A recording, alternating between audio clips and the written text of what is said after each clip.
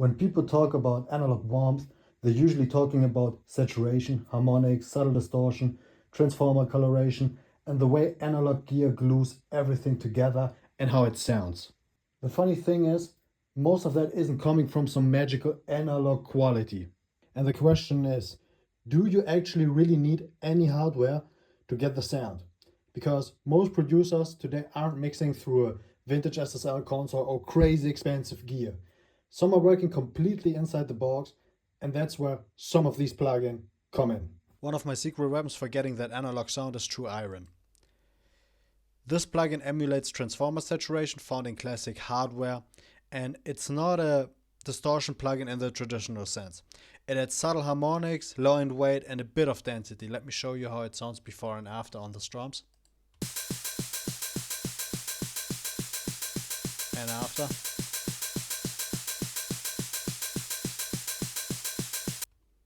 Let me show you on the synth.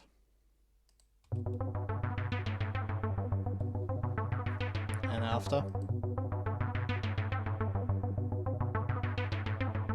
Now, the important thing is to not just throw it on everything in your project, because if everything has the same character, nothing really stands out anymore. I usually just use it on one or two key elements like main synth or a hoover to give them extra weight and color. Next, we have the SSL channel strips from Plugin Alliance, and it's easy to think they're just EQ and compression emulations, but the real character comes from what's happening under the hood. One of the key things is tolerance modeling technology. In real analog consoles, no two channels behave exactly the same. Tiny component differences mean every channel has slight variations in frequency, response, distortion, and phase. Tolerance modeling recreates that, so each instance of the plugin isn't perfectly identical. Let me show you.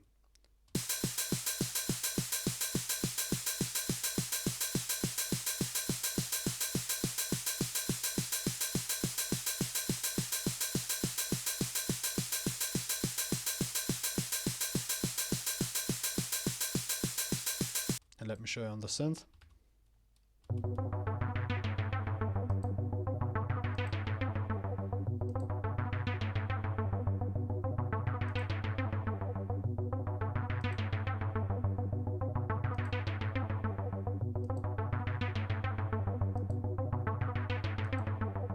Then you've got THD, Total Harmonic Distortion. This is where the analog feel really starts to appear. As you drive the channel, it doesn't just get louder, it starts adding harmonics, subtle grit, and density. It's not obvious distortion, but the kind that makes things feel more real and less sterile. Let me show you before and after.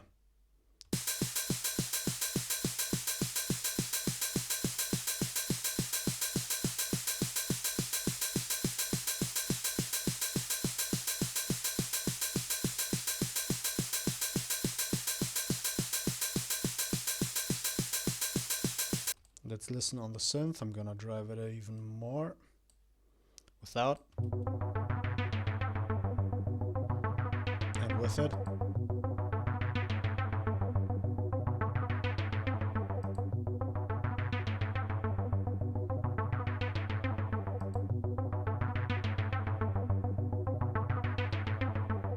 The V gain and amp gain stages are also important here. The V gain brings low level artifacts like a modeled noise floor behavior and circle response that add to the sense of realism. Let me show you.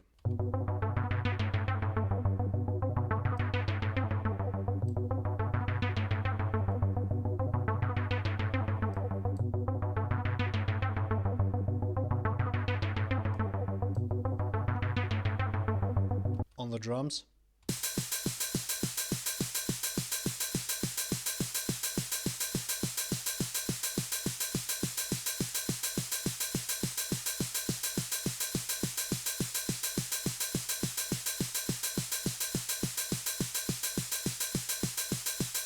And you might be able to hear it already when you're listening on headphones or maybe your monitors when you turn it up, but I can show you something.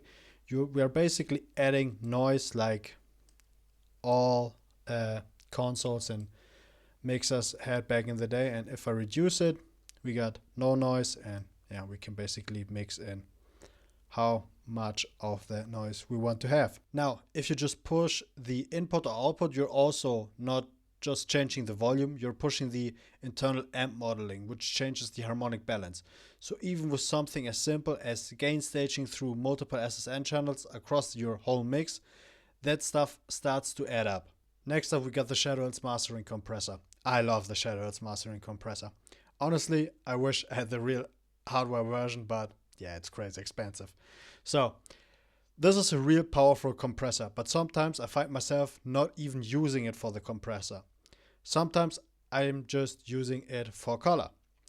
Because the way this unit is designed, the tone changes a lot depending on the transformer stage you select. We have steel, nickel and iron. Each one has a different character in how it handles low-end harmonics and saturation. And that's kind of the point with a lot of this analog warmth workflow.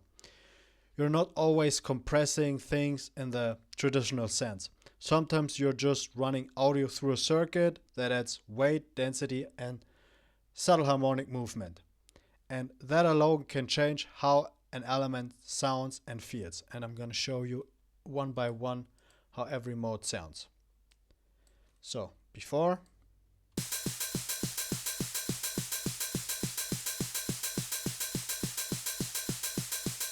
this is nickel, iron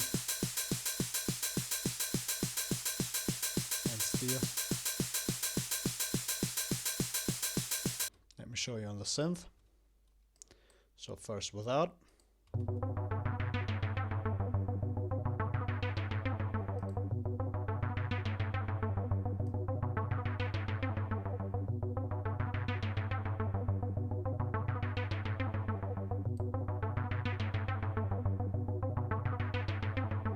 And that's basically the idea behind analog warmth in modern music production.